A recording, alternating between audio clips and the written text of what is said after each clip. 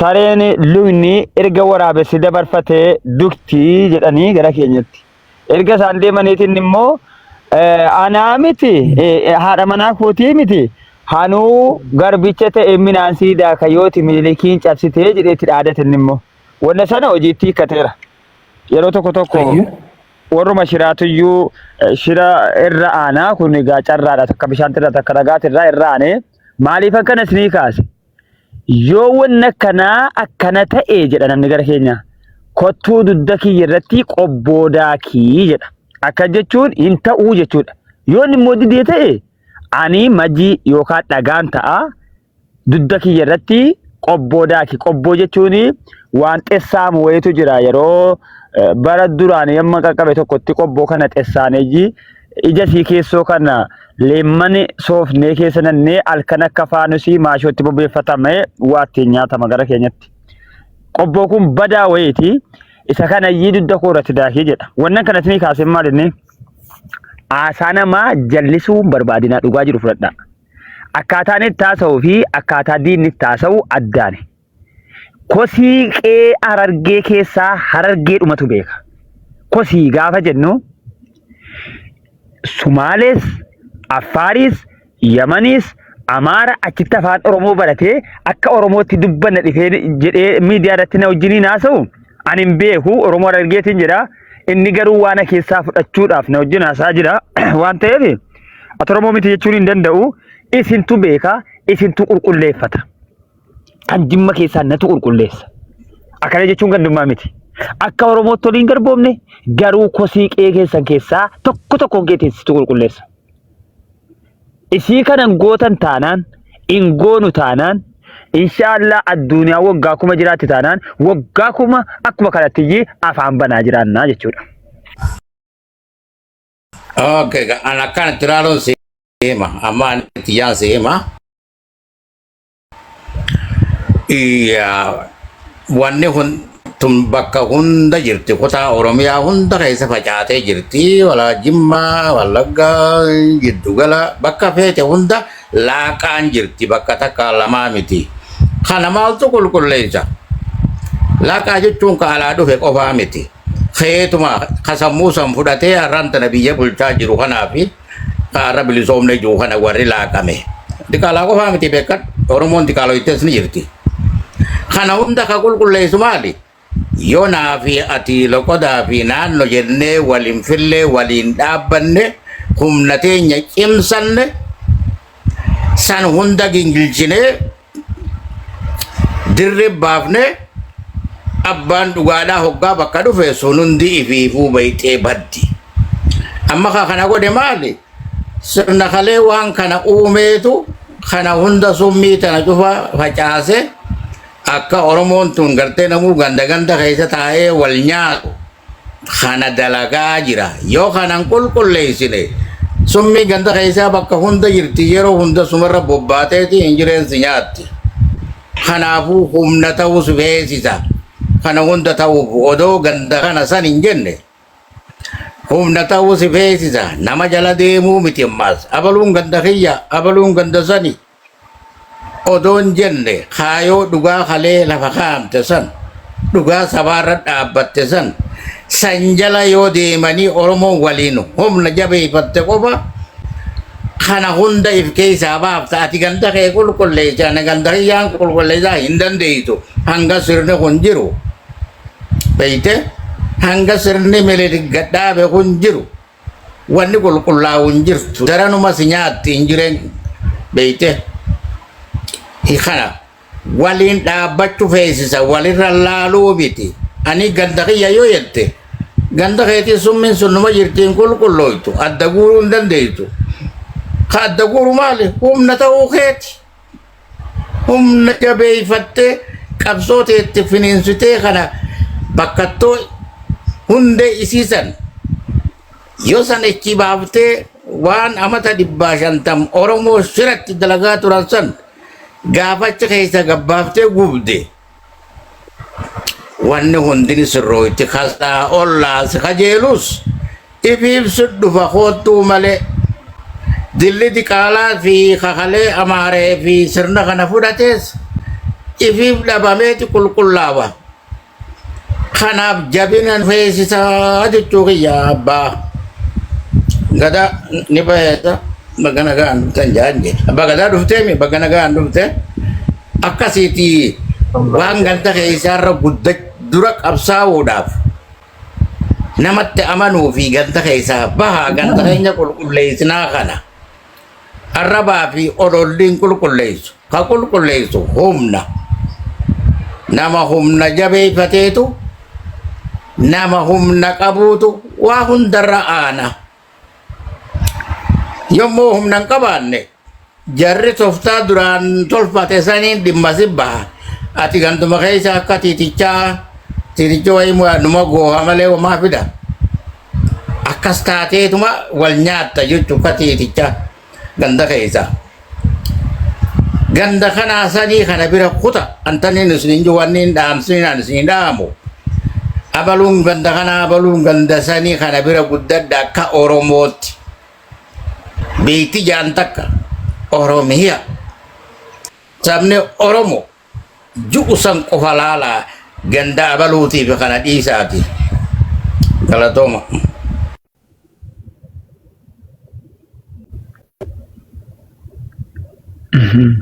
Akkana bar. Namni biraa dubbatu jirama waa akkam. Ya, meeti kodhawu.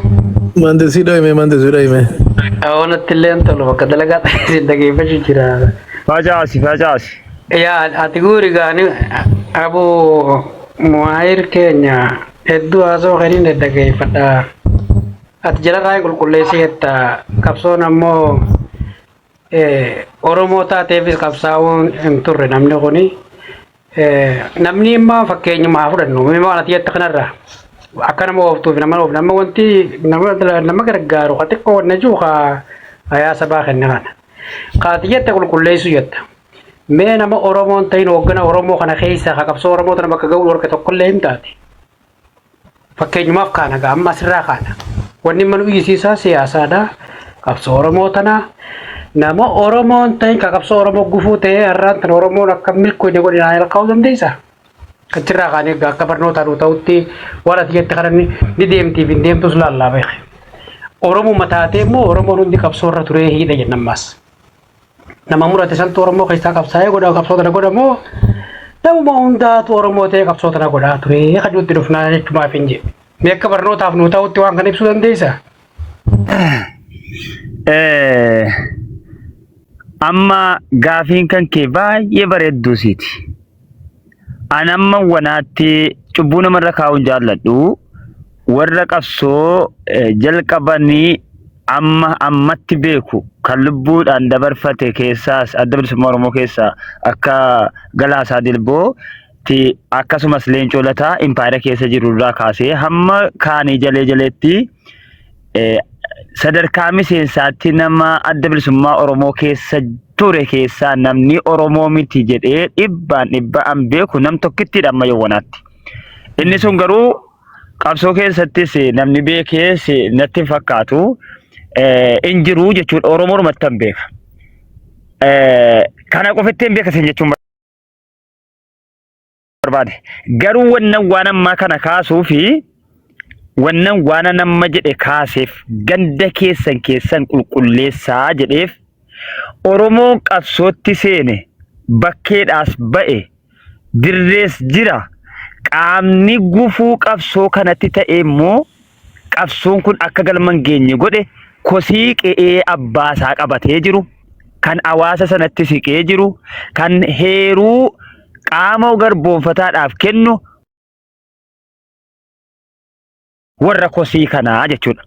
Kosii kana qulqulleessuudhaaf ilaali qabsoo warri Oromoo dirreedhaa godhaa jiru galmaan ga'uuf kosii hawaasa keessa taa'ee ilma baluutu qabsoo geggeessaa jira abalutu yugalaa kennaafii jira jedhu sana qulqulleessuudhaaf nu gargaara ganda keessatti deebi'uun akkaataa diinni itti bixxilatee fi akkaataa ani itti dubbataa jiru dacheefsameedha.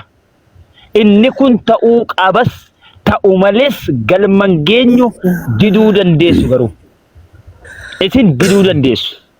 Wanni kun immoo kun ta'u malee waraanni miliyoonaan oo abbaansaa hidhates yoo ji'etti qabaates la guyyattii irraatii wajjiniin aasaa kana qabadha abadan warri Hararge qaama Oromoo fakkaatee Oromoo addaan ciru ati Oromoo miti irra ga'uun dirqama immoo dhugaarra dhaabbachuun immoo dirqama akkasumaan Oromummaa irraa fochuun miti ani waanan qeekoo keessaa gadi naqaa jiruufanijji kana isinitti himaa jira waanan ijoollee kaleessa nuti warra sanyii mootiiti jechuu achi gurra sii cufattee waanan keessa galchee jiruun beekaafan akka kanatti yoo Harargee keessaa qaama Oromoo fakkaatee Oromoo irratti shira xaxu yoo baastan an baasuun danda'u bara akka Oromoo ta'e isin wajjin haasaa jira miti kosii Harargee keessaa baasuun danda'u hin beeku kaa gandummaadhaaf jedhama yoo Harargee keessaa akkas jedhe yoo Arsii keessaa akkas jedhe namni addatti irraa dubbataa ture Jawwaari shakkiidhaan dubbataa ture irraa kan hafe waan inni mooraa Oromoo keessaa ba'eef qabatamaadhaan hin beeku akka Abiyyi beekutti akka Muktaar Kadir beekutti akka Yaayaa Bashiir beekutti akka Ilma Musammaa beekutti maqaa Oromootiin daldaltu akka Abdii Geetaachoo beekutti akka Kaamil Shamsuu sii paarlaamaa keessa jirtu akka na beekutti jari kun hundinuu maqaa Oromootiin jiru isa kana waan akkasii dhiibbaa Oromoo irratti godhu baasuudhaaf ganda keessaa qulqulleessuun dirqama isa kana jechuun qabsoon Oromoo qabsoo gandaati jechuu miti amma sirra deebi'ee isiniin qabsoon Oromoo qabsoo gandaati isiniin jedhaan jiru alagaan gandaan nu ijaarte miti nuti immoo ganda keessa warra gandaan nu ijaarte sana buqqisuudhaaf ganda keenya ol barsiisu of barsiisu xumura irratti waa tokko isinii kaasa yoo isinii danda'ame mana ijoollee shanan gibeetti deebi'een jira achitti kottaatii waan jiru adda baafattu dhaggeeffattu gosoota hedduutu shanan gibee keessa jira gosoota baay'eetu jira sana immoo ragaadhaa wajjiniin niyyi warra nuti Jimmaa jedhu itti lakkaa'ee ofii jedhaatii akka jedhe Jimmaan ofii waamne goosisuu irrattaniyyi fuulleffadhee jira Jimma jechuun gosa ati gosti kee maal akkasi tole egaa maqaa Jimmaatiin gosti dhibbaan lakkaa'amu liqinfameera moo liqinfameera akka biyyaatti shanan gibeeti maqaa Jimma jedhuun shanan gibee liqinfamee moo liqinfameera kun liqinfamuun maal nu miidhere akka nuti of hin taane akka nuti eenyummaa keenyaaf in honnanne akka nuti warra qabsaa jiru kanaa wajjiniin in masakamne nu godheera mongoone nu godheera maraadheen isin arrabseere lakki maraanne as geenye jirraa jechuudha hayaa sabaa isinis akkasitti dubbadhaa akka Oromoo taasofna eessatti isin beeka hayaa sabaa isinuma kan afaan Oromoo haasoftan malee waa isin taatan isaan beeka sababni isaa dachee Oromiyaa keessa kan afaan Oromoo dubbatu hedduudha waan ta'eef kanaafuu yoo warra adda bilisummaa Oromoo kaleessaatti kan deebinu ta'e wama lama qofaafiyyi qabsichi galma ga'uu dhabe tokko isa warri Oromoon ta'in kaampaanii garaagaraa dhaabbatee abbaa diinagdee ta'ee abbaa qotee lafaa ta'ee abbaa kaampaanii garaagaraa ta'ee abbaa aangoo ta'ee jarri kun akka aangootti hin dhufneef hawaasa keessa jira waan ta'eef dhiibbaa kanaaf jarri kun galma ga'uu dadhaban tokko inni lammataa immoo kanan waanan hin beekneef isa kana immoo shakkeen dubbadhu jarumatu tarii nagaa miti Oromoon kun akkasiin hin bilisoomne dhaqaniitu Oromoon ta'iin qabsoo kanatti abbaa ta'anii boodarra impaayiratti galan ituun bakka dhaloota jiraat waan jedhe dhalte beeke ifaafattan hima kanaafuu ganda keenyaan wal barree walii beennee wal beennee walitti dhufuu akka Oromootti nu gaafataa jechuun barbaadaa galatooma. Galatooma. Ayyee. Abbaa gadaa jirtaa? Dubbata abbaan gadaa qotee. Maaliif sitti oofi? Yaa ani amma boodaan isinitti as deebi'a. Durraa soinaa. Ayyee Sharifa maa qofata? Abu Maayir kanaan as turi jaan mucaan kun beekadha. Kichaa namaati. Yaa amma. Akka inni tajaajila. Abad manti sun as duratti positiif ofta. Yaa amma waan hin baruu barbaade. Isuma sanii hin baruu barbaade amma nam tokko nu hime namni tokkichi sun akka bilisummaa Oromoo tan hanqisinitti lafa kaa'ee inni immaas bilisummaa takkiitti tan hambisuu hin dandeenye warri sanirraa gatafe dilli qabsoo Oromoo hogganu kun Oromoo ta'uu akka cutti hin jiru bakka kana gaama bakki dubbiin isaa jirtu. Eega namni dilli kunii fi namni qabsoo Oromoo hoogganaa ture kun Oromoo ta'e maaliif qabsoon tun milkaa'uu dhabdee sanirra dhaabbattee waa himuu yoo dandeesse sila nama barsiifte irraa si gaafadde ammas kan nama dubbisaa jiru qabsootana siyaasaadhaatu kararraa maqee wal nama nyaachisaa jira karaa kalee sirriin miti jenne sirriidha waliin jechaa jirra karaa kana ammoo wanni namni irra haasawa jiru hundeen tana Oromoon kun akka sabaatti biyya san keessa guddaa ta'uu ni beekan haga biroomeessisa amma gaa akka seenaatti odoo uummanni kun jabaate biyya kana guutuu ni deemaa namni ni amanammas namni waa akkatu ni jira natti hin fakkaatu innummaan namaan deemuu san qofaatu hafe qabsoon isaa xumura harkattee inni namaan deemuu san qofaatu hafe malee eega namni biraa ammas laagaa amma akka jettu kanatti namni biraa kun gufuu nutti ta'e qabsoo Oromootti gufuu ta'e abaluu fi abaluu gufuu ta'e furmaanni abaluu fi abaluu qabsoo keessaa dhaabuu yookaan qabsoo keessaa bachiisuu yookaan maarree godhutti deebita. Ammallee sanii fi gaa'inni kuni akkuma adeeroo hayaasa baadiyyaa sana hundee qabsoo sanii itti fufuudha malee akka ammatti deemtu kanatti tokko maal godhuu deema warra jimmaa kaatimmaa akka gootu sana godhuun kee siif gaarii ta'uu danda'a warri sun ammoo akka jirutti sirnaa wajji dhaabbachuuf ta'a jechuun gooti tuttuutee booda waan biraan ta'u inni kun ammoo qabsoo ati barbaaddu sanni gargaaramoon gargaaruu qajuu muuxannoo yeroo dheeraa booda argachuu danda'anii qajuu marraa hin jee fayyaataa jirutti as deebi'aa malee adda jara keenya bakka dalagaatiin jira. Aye, galatoomtuu Sharifa. What about you? Oh no, I'm not hungry.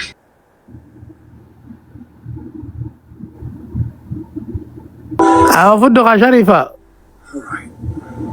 We don't have that much left. We have to be careful. We're going to Mana si jiru Shaafii jedhi malee. Tokko maaliif Sharifa wadaay. have rationed. There should be enough. Shafi. Wadaay? The journey home. Akkuma maantaasa. Mitra kaasachuu beekumsa.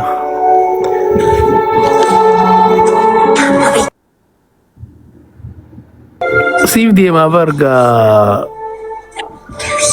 abumaa sirraa gaaffii qabaansa. Tole gaafii qabaachuus danda'a. Amma sadeeroo kiyya haayaa sabaa kanattan deebi'uu barbaada. Maaliifi manguddoo kana ittiin tagga'uun jaalladha. Manguddoo Oromoo kana nin jaalladha. Waa ittiin taggaate malee waa keessaan argattu. Ofiifis barnoota argatta. Akkasumas nama manguddoo kanas immoo waa yaadachiifta. Yeroo ittiin tagga'u waan biraatiif miti beekadha. Tokko waa yaadachiisuu ta'a. Tokko immoo tuttuqaniyyii waa keessaa baafatu. Amma dhugaa rabbii dubbachuudhaa fi hawaasni Oromoo ba'a lixaa kaabaaf kibbaa abiyyiin Oromootti beeka. Akkana moo akkanaa miti? Akkana. Hojii isaas hojii Oromoo miti. Heeraaf seerri ittiin bulchaa jirus heeraaf seera Oromootii miti. Innis Oromoo miti. Isa kana immoo namni qoma rukutatee Oromoo miti jechuu danda'u ana malee warra na fakkaatu quuqama qabu malee hin jiru. Harargeeyyoo Oromoo miti jedhe. Ummaticha bakka sanaatuyyuu balaaleffata ta'a.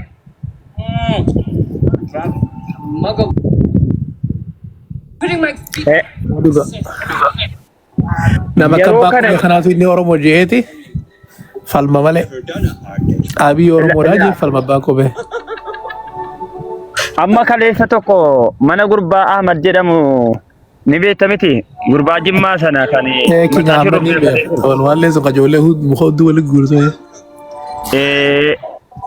Mee muti eessarraa wacaa jira laata sibiraa amma mana gurbaa sanaa nan naqaa achi waraanama mootummaa kanatu achitti wal ga'a. Yeroo bakka Abiyyii kana ga'ee daqiiqaa 2 caalaa nan haasofsiisan. Irra dabarsuudha barbaadu. Humnaan iyyuu waan kana ummanni biraa akka inni gurra isaa kennee dhaggeeffatuuf irraa dubbataa jiran.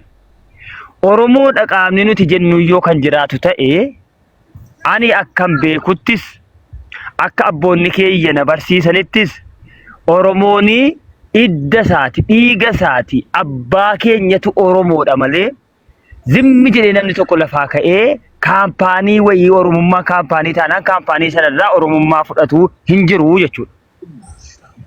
Isa kanaafuu Abiyyiin Jimmaan keessatti dhalateedhaaf Oromoo ta'uu akka hin dandeenye kan beekuu qabdanuun isinitti hima.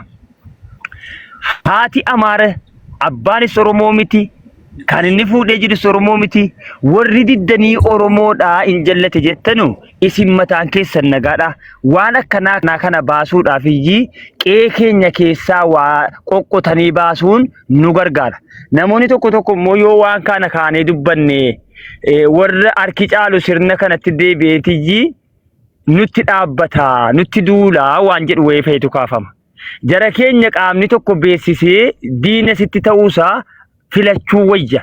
Dhossaadhaan diina dhossaa ta'ee si miidhuu mannaa miliyoona ta'ee mul'atee yoo siin lole yookaan injifattaa yookaan beettee injifatamtee fi wajjiniin bulta. Jala bultaa jechuudha. Amma inni si sodaattan kun bifa dhossaa ta'een nurratti geggeeffamaa jira. Ati Oromoo seetaa, inni garuu Oromoo miti, diina keetii, ati immoo wajjinimaan hambisoomaa jetta. Ituu kana jennu akaakayyuun keenya du'e. Osoo akkana jennu abbaan keenya dhabame. Osoo akkana jennu nuti dhabamna. Osoo akkana jennu ilmoo keenyatti darba. Inni kun barbaachisaa miti. Qaamni waan akkanaa kaafnu yookaan aaree impaayiratti ifa bilisaan makamu ta'e isan barbaadaa jiran. Isa dhossaadhaan namni miidhamurra qaama bakkee ba'ee impaayira kanaan wajjiniin dhaabbataa jiru baasanii saaxilanii gara sanatti qabuudha barbaachisa. Kanaaf hin sodaatina. Waa sadii rakkoo keenya isa guddaadha. Waa sadii rakkoo Oromoo isa guddaa bilisummaa nu dhowwe rakkina keessatti nu hambise. Sadan sun maalinni waan isinillee kaaduu hin dandeenye waan namni tokko warri qabsoo geggeessaa jirus kaaduu hin dandeenye warrumti snaayipira diishqaa taankii hidhatee jiru waa sadan kana qaba.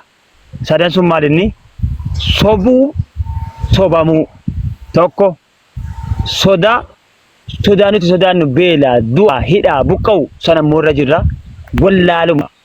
Profeesarri keenyas doktorri keenyas injineerri keenyas inni barataa jedhamu sheekii jedhamu qeeshii Oromoo wallaalaa daangaa hin qabne wallaaluma qaba.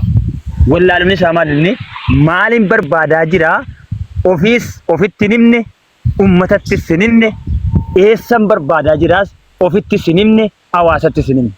Kana sadanii rakkoo keenya sobamuu in sobamnallee in sobnallee in sodaannallee wal sodaachifnallee beekaa fakkaannaa wallaalaadhaa jechuudha. Kan nuti barbaadnu Oromiyaadha. Ifa bilisaan uummata keenyattis himuudha. Daangaa keenya uummatatti himuudha. Itoophiyaa wanni jedhamu hin jiru jennee walitti himuudha. Isa kana wallaala qabna. Kanaaf rakkoon keenya sadan kanaa yoo isin ta'e fudhattan yoo isin didanniiftan in dhumannaa jechuudha. Akkanumatti tuuf halmina. Ayyee galatoomi mee taa duraa Abiyyi Oromoo miti Oromoon yetti an jettu kan Abiyyi gaafa dura ijoolleen Qeyroo qabsooyte san wayyaaneen kaate san Oromoon akkamiin laalaa ture yeroo dheertu waan qabsoo godhee biyya san keessatti takka hiree harkatee hin beeyne dengadda Amaaraa kalee Tigreen deemte mee arramee oo'oon tunechi seente narraa wayyooyti jeeti qalbiin eegaa ture Oromoon. Eedaa qaallichi jeedalloo halloo hoolaa uffatte akka ummanni Oromoo dhiiroo arraa hafuuraan baafadha jee eege. Bineensa duraan Oromoo nyaachaa ture caalaa tahee as bahee eenyummaa Oromoo bakka durii deebisuudhaaf eegas Oromoon jenneen warri immoo abbootiin garaa jala yaatu kabilisoomne ju sunaa ja'anii malee arra Oromoo keessaa namni Oromoo jeekka Oromoon laalu hin jiru. Diinarraa hamaatti laalaa jira Minilik caalaa. Waan ammaan dura Oromoo amata 500 mootummaa dhufaa dabraan Oromoo dararaa baate daran bineensa ta'eeti arra Oromoon akkasin laaltii Oromoo jettee fudhachaa hin jirtu. Kanaas jala muraa. Walaa Jimmaa jimmiyyee walaa bakka fedhee irran kaa'anne. Diinni keenya hoggaa nu lakkaawan Hayila Sillaasee bara Oromoo nu godhanii Mangistuus hunda Oromoon godhanii bara Oromoo bulchaa turan hundanii dhiiga kana laalina. Ramadan. Okay, hojii Abbaa Oromoo ta'ee fi dhiisa hedduu mi'uutu godhadhu. Oh, Hallaaluu qabdan abaluun Oromoo mitii kana bira dabra. Oromoo kasi godhu ka dhugaa saba saniif yaadu ka dhugaa awwaalee sirna kana Oromoodhaan balleessu kana Oromoo jenneetiif sillaan kan lolluun nuti sirna mi'uutu godhadhu Abdul.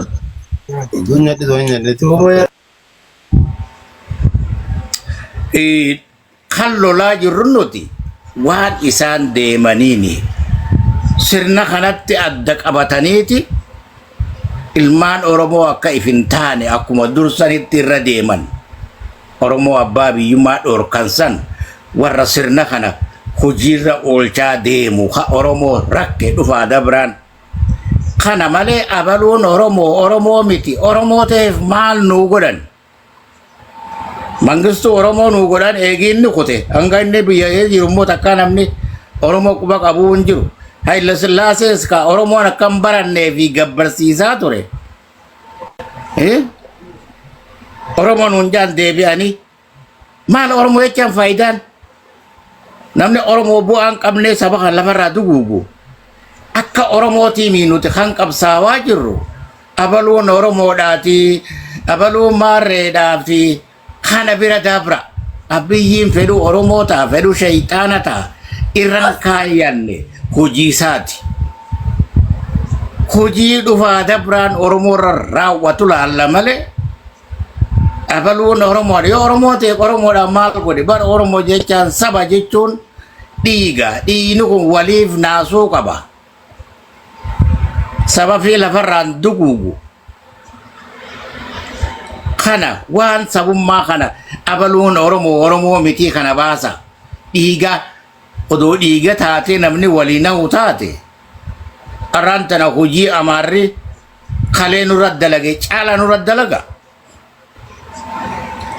waan abaluun Oromoo miti kana baasaa keessaayi akka sabaatti sirna kalee gaafa Minilikirraa eegalee hanga har'aanu rakku kana biyya teenyarra boqonnaa nu kute kana firraa baafna akkamitti naannoodhaani abaluun ganda sanii achi qulqulleessi hin qulqullaa'u ka qulqulleessu maali kaayoo lafa kaamte sayyoo waliin qabanne humna teenya cimsine gaafa sani ayete keessallee waan jiru filaa qulqulleessita arrammoo qayeetenya isaa guutu ka aangoo harkaa qabu sani san jala deema isaatu sirra jaba ati uma harkaan qabdu ganda keessatti qulqulleessuu hin dandeessu gaafa humna taate hoo gaafa sirna kana injifatte qulqulleessaan sun ifiifuu qulqullaawaa deemti kakalee bashar tees ifiif gingilchaa deema hoggaasan qulqullooyti malee amma odoo sirni kun jiruutiin ganda kiyya keessaa qulqulleessa jette suma kophaa baafatee si nyaata arraan tana Oromoo wanni nyaachaa ture maali qaroo Oromoo bakka hunda ganamaa galgala Oromoo dhumtu eenyu ka gaafatu katti gaafatamu ni jira ka gaafatu jira hin jiru kanammoo qulqulleessuuf waliin dhaabbachuu si feesisa akka jirtutti Oromoon gandaa fi kutaa fi loqodaa fi amantii kana bira dabartee akka saba tokkootti rakkoon teenyaa takka kan barbaannus bilisummaan biyya takka jiraachuudhaafis nagaan bobbaanee galuudhaafis kaayoon teenya takka kana alatti ganda kiyyaan qulqulleessa dikeetii yaayoo jette abadan qulqulleessuu hin dandeessu hanga sirni kun jiru qulqullaa'uun hin jirtu gaafa ati sirna kana firraa jiisite sin dhibu humna qabda ifiifuu inni nuu if qulqulleessa odoo ati hin qulqulleessine kanaafuu nagaan Oromoon bubbaatee galti kanaaf waan kophaa kanaa fi ganda gandatti qulqulleessina kajuu kana sila qulqulleessine dirree dhawaa Soomaalii kennamtee intalti Oromoo talakkuu garaa qabdu duuti harka Soomaaliitiin. Dachiin Oromoo muramtee nama hundaa kanneti qulqulleessuudhaaf. Sirna kana akkana godhaa jira. Abaluuti jira Oromoodha kan jahanaas kee mataa keessaa baasa. Sirna Minilik, sirna Naftanyaan kaleetti Oromoo eenyummaa balleeyse kana ka hanga irraatti Oromoo rakkoo keessaa bahuu kan bahane godhe warrirra si bobbaasa. Gaafa walirra bobba'uu bira dabartee akka Oromootti yaadu eegaltee humna tiyyaan jabeeffadha jette. Abbaan fedheen hin danda'u. Hangasitti immoo gadheen hundi sumatti taphatti bakka hundatti diqaalaa fi diqaalawee hundi sirna kanaa tumsa taateeti lubbuu isaanii jireenyuma garaa isaanii qofaa jecha saba kana galaafachaa jira. Kanarraa guddaadhaan jaate galatooma warri amma dhuftanis gana gahan dhuftanii maayikii warri beekan fudhaa.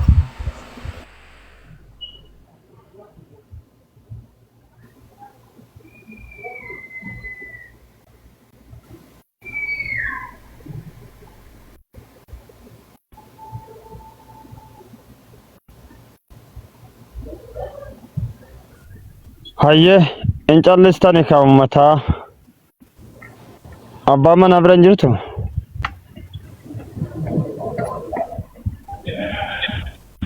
warri yaada qabdanitti fufadha. Anaatu yaada qabaa. Abiyyi Ahmad Oromoo mitii jechaa jirtan. Gurbaan kun nama akkanumatti halkan tokkotti dhufee bakka tana ga'e miti. Nama mooraa waraanaa keessa almost amata 15 ol ture. Akka Oromootti illee ta'u akka Itoophiyaatti nama muraana keessa ture jechuun nama sadarkaa jalaarraa ka'ee ilaa gagartee humna ittisaa biyyaa bira dabree waan irratti nama hirmaataa ture jechuudha. Nama sabaa sablammiin Itoophiyaa san beektu. Ani wanni niin jechuun yeroo hundan nama tuffachuun if tuffachuudha. Nama tokko akkuma jirutti qooda isaatis keessee hammeenya isaatis himuun very important. Anamma Abiyyi Ahmadi eegaan Abiyyi kaniin dhaga'uu eegale yookaan kaniin waa'ee isaa nutti himuu eegalan arraa miti jechuu waraanaa Ifeelloo keessatti. So it's been like Eenyu? Abiyyi Ahmad. Abiy Ahmed mo. Abiyyi Ahmad obboleessa. Minister Itoophiyaati 2016 dura beekta? Obboleessa mooraa waraanaa keessa ture gurba amata 12tti waraanedha. Mooraan eenyu? Usin kijibini ati abbaa qubee maa kana kijibda Booda geeffadha mooraa waraana Itoophiyaa ture obboleessa. Abbaa jaasusa ture Oromoo nama ficcisiise. Isa beekaa nabiyyi ati namni Itoophiyaa ture beeku. Garjeeni mooraa waraana Itoophiyaa ture obboleessa. Inkijibin dubbiin te gurra naman seentu wallahi lazim abbaa qubee. La amma bakka netti irraa kaaseetu jira. Haa dubbatu mee obsaafiiti garuu nutti hin dheeressini dubbiin mimmeessini waanuma irraa mukuma 3-4 nu dhayiti waanan sitti mutu jiraati. Galata melaalta dura namni garaaf irraa jijjiiru biyyarraa ba'e jofti warra siyaasaatti barana dubbiin dubbii ajaa'ibaati beekta.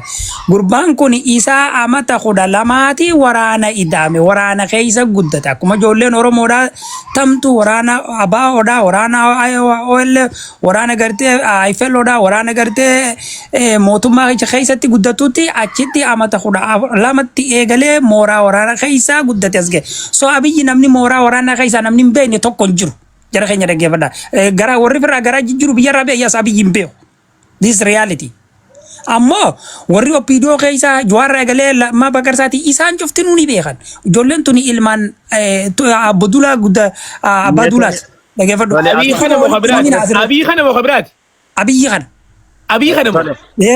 Abiyyi kana namni beeka? Tole mee nuufsi uumaan nuufsi amma waa tokko kaase. Umurii isaa waggaa 12 kaaseetiyyi waraana dhaqee jedhee tole wanni umurii waggaa 12tti waraanatti isa erge. Maal sababni isaa? Eenyutu immoo isa erge? Abbaa qubee? Ani gaa waraana Itoophiyaadhaan beeku ammoo waraana adda bilisummaa Oromoo keessatti wanni si ergu takka rakkoo hawaasa keetirra gahu lama rakkoo gartee warra keessanirra gahu namni kanarraan dabree haadha abbaan keetillee gartee mana teessee duumanna hidhattee duumanna jedhanii warri qaceessanis ni jira. Sakaji waraana Itoophiyaa keessatti ammoo Abiyyi akkaan seenaa isaa dhageetti nama yeruma jalqabaatiifuu abdii hamilee waraanaa qabu. Ilmi namaa kun dhalootaan waan itti muuxannoo qabu jira. Sigalee namni gariin doktorummaa barata, namni gariin injiinarummaa barata, namni gariin waraana fada. Anama fakkeenyaaf uumama kiyya waraanummaa fada. Amma mammaaksa keessattuu nama guddaatu as jira. Har'a mareeffan balaa lammii biyyaa bakka biraatti hojjetan turre manguddoo ganda kiyyaati.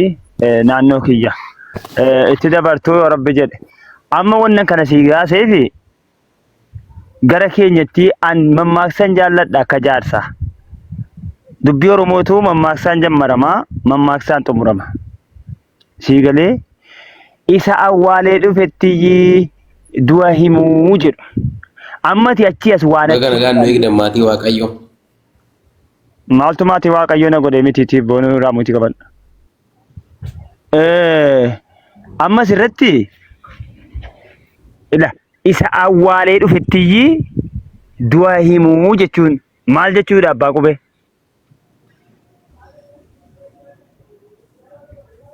Bari wanni jechuun jirru yeroo hunda akka namni tokko isan beeyneetitti hin dubbatinaadha. Gurbaa namni waraana adda bilisummaa Oromoo ta'e tokko isan beeyne jiru malee. Uummanni shanan gibee kan haadha isaa biraa farsoo fi daadhii dhugaa ture abiyootiin hin beeku. Sirriitti caqqasi. Abiyootiin hin beeku. Namoota tokko dhiyeenya qabutuyyuu gaafa kan baruu jammaran yeroo tokko shiruman hojjetirraan bataskaanni bashaashaadhaa gubate. Bataskaanni bashaashaadhaa gubatee jennaan uummanni dachee nyaachifame.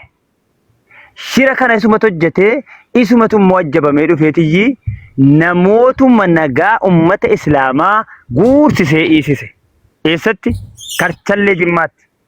Tokko keessaa namni waggaa 15 hidhame soddaa abbaa fiixaa kan intala abbaa fiixaa fuudhe wajjinii nan daaraa Karchallee keessatti hidhamee biraa ba'e bara 2019. Dheengaddumaa jechuudha beekadha. Tole. Lammata immoo gaafa haati isaa duutuyyuu ammas ajjabamee dhufe. Sanarraa kan hafe boodaaf mootummaa akka achii filatamee dhufe jedhamuuf shira wayyaaneetiin harka wayyaa jalaatiin ammas aggaarotti ergameeti achii filatameera akka jedhamuuf dhufe. Sanarraa kan hafe seenaa biraatu jira. Seenaan jiru maal inni yoo jette kufaatii dargii dhufaatii mallasitti lola hamaatu ture shanan gibee keessa bakkan dogoggore abbaan kiyya kun itti guutuu danda'u. Waa'ee Abiyyi osoo hin taane waa'ee lola nama himaa jiru. Lola sanarratti dagaadoonee nama jedhamu fayyituyyuu wareegama ulfaataa kaffale. Akkasumas gara bakka dhaloota isaa yookaas bakka mana jireenyaa abbaa fiixaas gommaa keessas lolatu ture.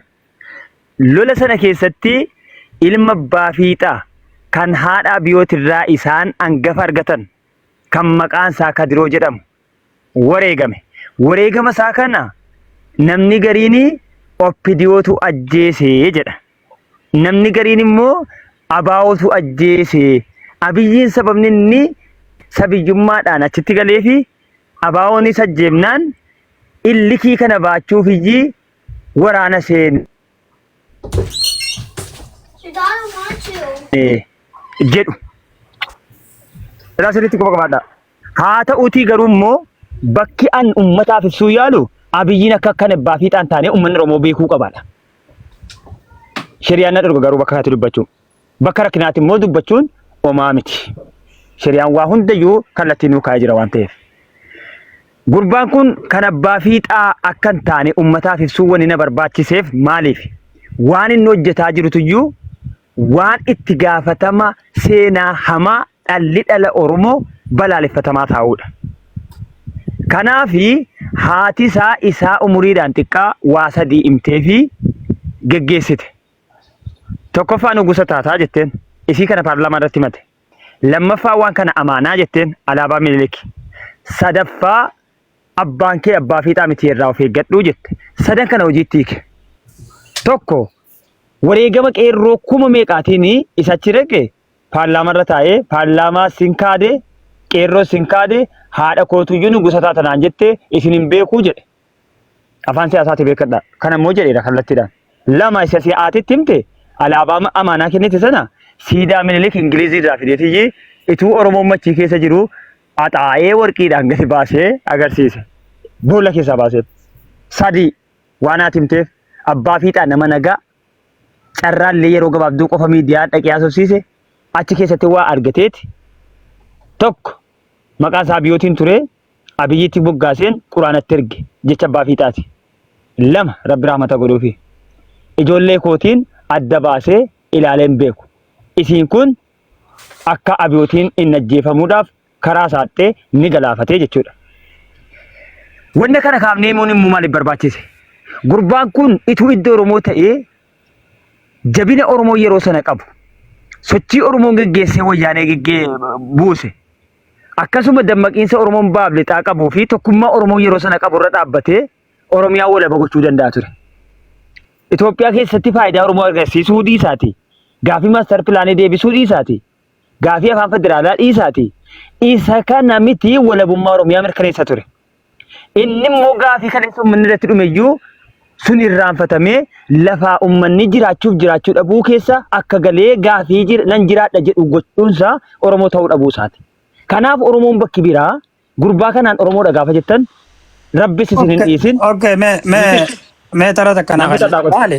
Me dhapo ayyeechu marratti baale jiddoo kan laali. Abiyyi baadiyyaa sama wallaansaa ture baleessoo dhaggeeffadhu gaa baleessoo ati waan sheekko asaa. Waa'ee wallaansaa dhiisinurra. Waa'ee wallaansa keetii waraana keetii raadiyoo hojjechuusaa isa nuti lakki isa datti xiqqaa biruu hin dandeessu. Isa datti xiqqaa biruu hin dandeessu.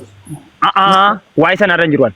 Waa'ee qixaa bira inni waraana keessa turu waraana keessatti jabaa ta'uu kun olil gammachuu ayyaanaa ibsee. Oromummaa namni namaan kanu namni namarraan fuudhu mut godhuu dandeessu. Annan kennatti irraan fuudha. Bakkubee ati bar sheekko haasoo jirta ati bar jaalarraa haasoo jirta haasoo bulaan ta'in kaa inni bar waan dhugaa sitti mujaa inni warra biyya suniitii bar. Dhugaa miti wallahi billahi dhugaa miti gurbaa nuti. Maaltu dhugaa miti ati abii maaliif beekti?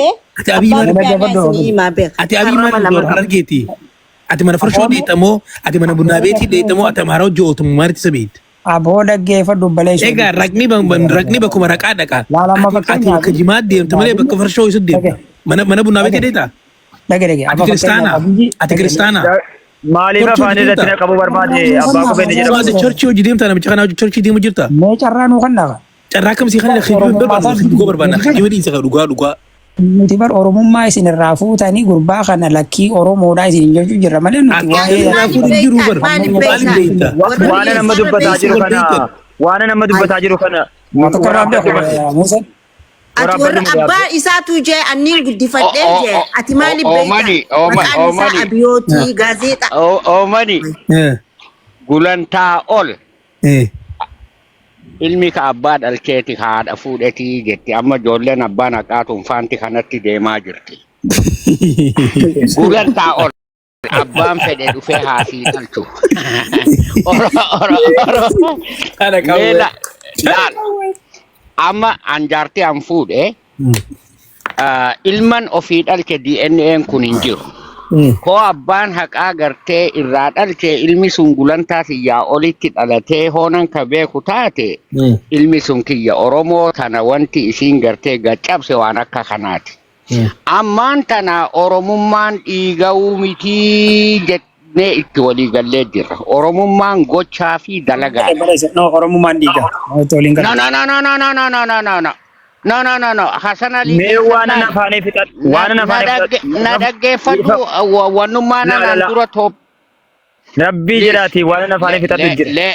Let me finish. An sinumarraan gabaabta.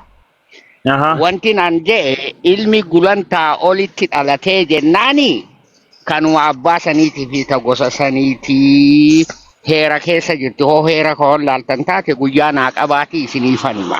Amma waliigala irratti dhiyoo tana caalaa bultumee jilbiiffachiisanii qaxaaqaxanii gadhiisan. biyya Hacaaluu Hundeessadhaa nyaatte. Biyya daadhii galaankichuutti kutte saniin keessatti yeroo artistoonni hundi sagalee isaanii dhoffatanii eventii Oromoo qofarratti dhufanii maalummaa isaanii ibsatan saniin keessatti halkan deemee bookkisuun isaa gaafa lola Tigraay san gartee reenjara kaayyatee helikoophtaraa fi wanni jala taa'ee wanni hoolan abbaa gaarii qabu duma ala kaa'ee rafaa jechuudha. Abiyyii fi ofiifuu homaa godhuu hin dadhabne anamma sanittis isiniin hin falmu. Wantiin Oromummaan gochaadha malee laal badaan gosa hunda keessa jira jaalattanis jibbitanis. Gosa tiyyaan keessas ni jira. Gosa abaluu keessas ni jira. Ammaan tana current affairsin maali? Oromoon maal keessa jira? Eessarraa kaatet har'aas geesse. Kooka jennee laallu taate nama kana dhiiga isaatiin odoon ta'in gochaa fi dalagaa isaatiin hooma daallee bakka deemuu barbaannu san gahuu ni dandeenyaa jettu tan amana. TikTok kanallee dhiisee tan jira. By the way, maaliif ijoollee gartee 1983 keessa dhalattee wajjin wal qabuus hin danda'an. Humna sittin qabu inis hin barbaadu. Inis hin barbaadu. Oromiyaa bal'oo tana. Oromiyaa gaarii tana.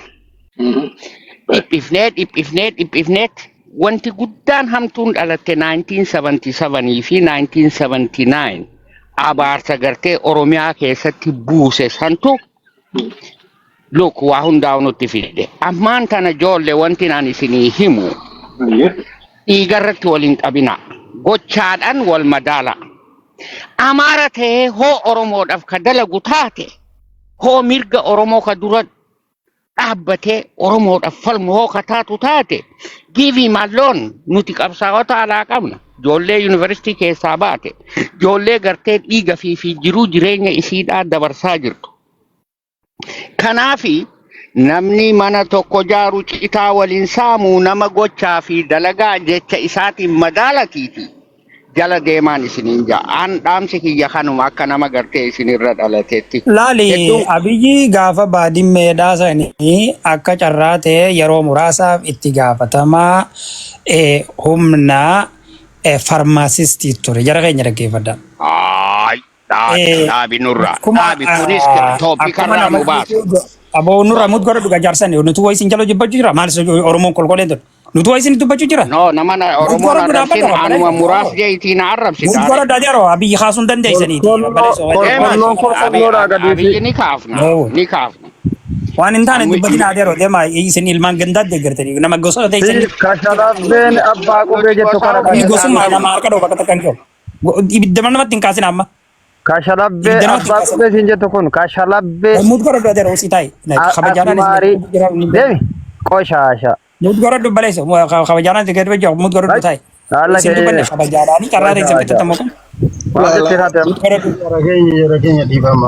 Ilmaan gandaa jirti. Baleessoo nama gosa ta'eetiin achirra kaa'uu hin dandeessu. Baleessoo rabbiin usin ilaali. Gurbaan kuni mooraa waraanaa keessatti humna farmaasistii. Abumaayir asimaa humna isirraa barjaan mana bilchiginaa dhuftanii fayyaa kan Abbaa qubee. Ayaa sabaati fi abumaayir nama ilma gosa isaarra baasuu deema. Amma gosa ta'eetiin baasuu hin dandeessu adeeroo. Yoo rabbiin ilma gosa ta'eetiin aangoon kanneen aangoo rabbiin geeffadhaa adeeroo. Abbaa qubee kan dantanii si jala abbaa gadaa maal akka isaa gootanii mana namaa dhuftanii si gandaa bilchi. Shimallis dhuftanii iyyitanii asiin baa mana kana keessa warra waan ta'e maal abumaayir maal as dhuftaam hireenuu kenna eenyutu Oromummaan hojii isin hin jiru Oromummaan dhiiga Oromummaatti dhalatta Oromummaan hojiidhaa jetti namni guyyaarra kursi irra baasuu deema obbolaa isoo gandummaa kana dhiisaa jiru bakka takka Waya bi. Oromummaa irraa dhalatta. Aboo carraa biraatti kenne yoomaan yookaan hin deebiin. Hireenuu kenna carraanuu kenna daqiiqaa takka wal dhaggeeffatu ka. Akka nama gurguddaa wal dhaggeeffataa kan nyaata walitti darbuun bareedaa. Bilchiginnaa carraa kadhattanii bilchiginnaa mana bilchiginnaa dhuftaniiti piippiidha. Mee hireenuu kenna to'atuuti. Jara keenya salaamu alaikum warahmatullahi wabarakatuh. Gaazexessaa tokkotiyyuu Jeneraala Ingilizii tokkotu gaafa 1917 huduuda Iraaqii dabarfatee Iraaq seenee jedha. Jeeshii isaa fudhatee. Wagga seenu tiksitee tokkotti dhufe. Tiksitee kanatti wagga dhufu turjumaana qaba. Turjumaana isaatii waan jedheen jinee isterliinii tokkon sii kenna saree kee kana gurrayii jedheenii. Jennaan namtichi gammadeetuma as fuudhee saree isaa kana miila jeneraaltichaa jalatti gorre. Ammas deebi'ee jinee tokko kan biraatiin sii kenna gogaa irraa baasii jedheen. Ammas namtichi hablee fudhateetuma gogaa irraa sollokse. Ammas akki jettuun jinee isterliinii tokkon sii dabala. Jajii jedheen kukkuti jedheen foon saree kana akka foonni ta'utti. Ammas namtichi foon saree kana kukkute. Akkasitti waraana isaa agarsiisee karaarra bu'ee deeme. Wagga xiqqoo achi fagaatu namtichi kun jala ce'eet ni nyaadhaati jinee tokko naa dabalii jedheeniin. Jennaan lakkii ga'e Fikraan ga'e jedheen.